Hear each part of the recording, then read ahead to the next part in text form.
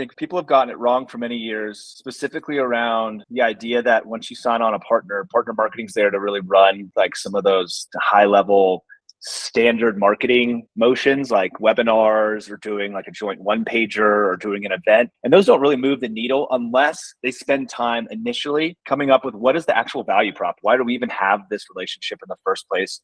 What is the value to the customer? Where's that 1 + 1 = 3 story? So I've got Sean Kester here. Sean and I go way back many years, right, Sean? Number of years. A lot of years, maybe a decade or two. Sean and I have had the opportunity to work together, a lot of fun things, particularly at Sales Loft. Sean was a pioneer of many of the functions that was built at Sales Loft. If it was hard to build, if we weren't quite sure what to do, we'd go to Sean, and Sean would figure it out and make it happen. And whether it was sales development early on and product management and built that product marketing, and then you ventured over to San Francisco to lead that office opening like a pioneer, opening up new on the Oregon Trail.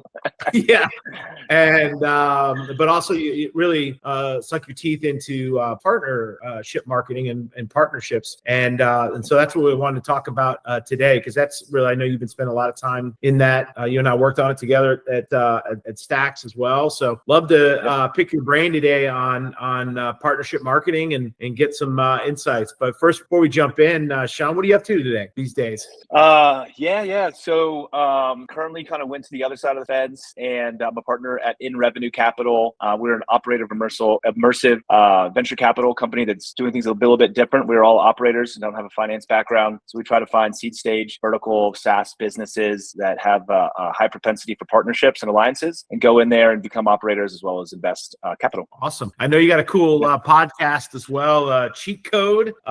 Cheat Code. One on the short list for some great cheat codes. That's right. Cool. So let's get into it.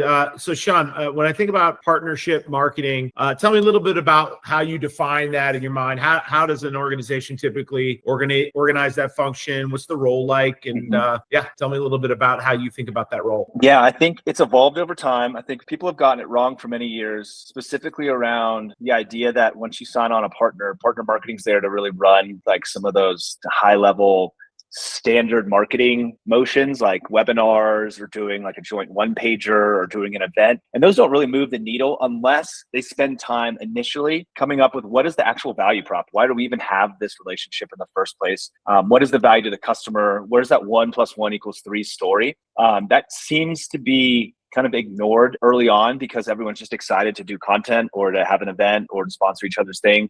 They kind of throw one pagers to the sales team. They may put it on the website. And I think that might be, it might be a symptom of having too many partners and not being targeted in who you're partnering with first and foremost. And so a lot of people think that the more partners, the better. And in actuality, it's an 80-20 rule in that. So 20% of your partners are going to give you 80% of the value. So you've got to really, you can tier them out, find your strategics, find the one that have kind of a longer tail and those that may produce or may not, and you kind of focus your attention accordingly. But ultimately, you want to find those who are really going to help you move the needle. Come up with a very tight story that you can deliver to the customer and understand why they should care in the first place. How does it help their organization achieve their business goals and their strategies, and then ultimately deliver that to the market. Gotcha. Wow, it's certainly a function that requires a lot of tapping a lot of different marketing skills and business skills. So you really got to understand, as you say, what's the goal of that relationship.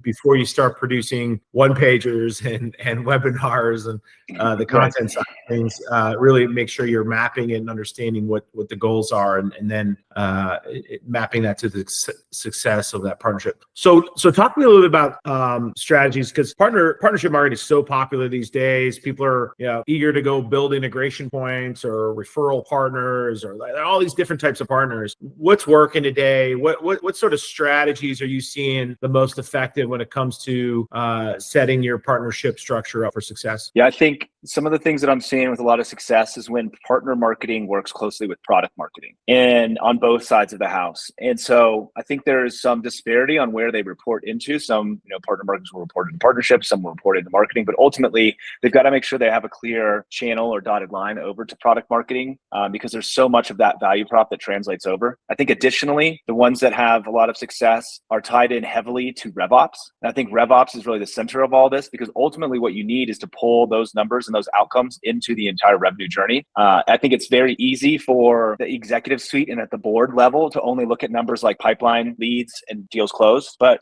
partnerships is a lot more. There's a lot of influence numbers in there. They're very much, partnership as a whole is very much measured similarly to marketing, in that there's a lot of influence. There's a lot of things going around just the leads that get there. It can be a competitive advantage. You can leverage those partners for intros. You can leverage them within deals. There's a lot of things that aren't as necessarily tangible or measurable, unless you get really into the weeds with RevOps and make sure that you're reporting on those things. And it can happen. And I think it's really important. I think, the real cheat code behind the whole thing is RevOps really controls the entire narrative.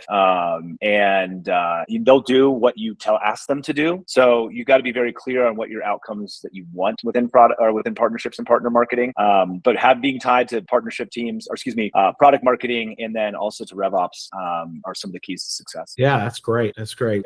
So talking about success, what are some great ways to measure that success? What are you seeing on the KPI front? I know it's not all about demos or all about the pipeline being built. Certainly an important, but what other metrics that you look at for KPIs and successful partnership marketing? Yeah, depending on the partner motion that you have, if it's a referral partner, obviously it's the number of referrals or net quality of referrals that you're getting.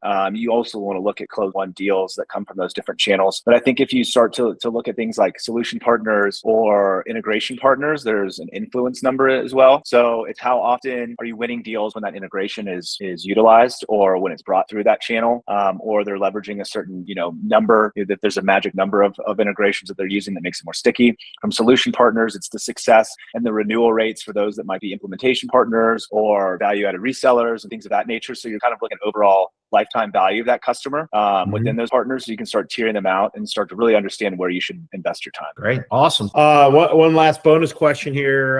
Career advice for somebody that's looking to sort of maybe move into partnership marketing. It's an exciting area, a lot of growth area for companies. Yeah. How does somebody in marketing or maybe out of marketing break into it? Yeah, we were just talking about this yesterday. I think partnerships as a whole is a bit of a unicorn of a human skill set, just because they are kind of in the middle of the entire organization. So you've got to be good at a lot of different things. There's a little bit of selling in there. There's marketing in there. There's strategy. There's product. There's all sorts of different pieces in there. So I think you have to be passionate about really getting to know the insides of a lot of different functions of the business, and then understanding where you can connect dots, where you can add value, because you're going to be responsible for more than you're going to have control over. So there's a lot of different facets within there where you have to kind of bring a whole bunch of different disparate parties to the same table. Awesome. Hey, Sean, thanks. Always great to catch up with you. I appreciate your insights. Of course. Thank you, Kevin.